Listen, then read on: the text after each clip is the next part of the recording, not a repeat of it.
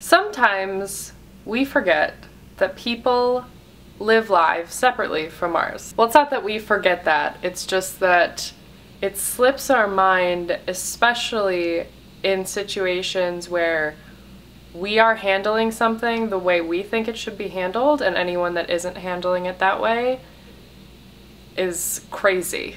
You look at them and you're like, well, why aren't you doing this? Because this is what you should be doing. Like, is there any right way to miss somebody? And if someone isn't missing you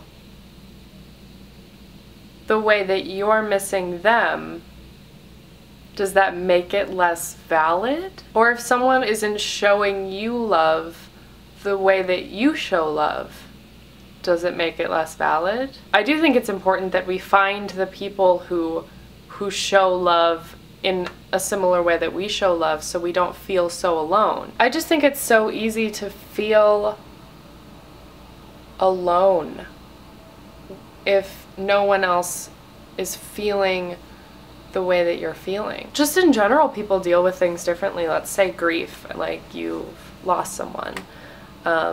There's a lot of judgment that happens when someone is lost, especially within a family. If you aren't showing sadness and loss in the ways that your family is. And I just think we have to be more mindful of the fact that people feel things differently from the way that we do. And something that comes really naturally and easily to you simply doesn't to someone else. I am a person that tends to overfeel everything.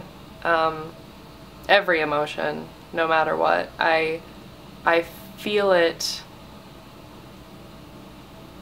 so deeply and so much that I feel really, really alone when no one else is feeling that way. Even if it's happiness, even if I'm feeling like overjoyed happiness, if other people aren't feeling that way about the same situation, I feel like I'm wrong. And I guess I'm just a little bit tired of feeling. I find that I even feel things deeply for people in television shows.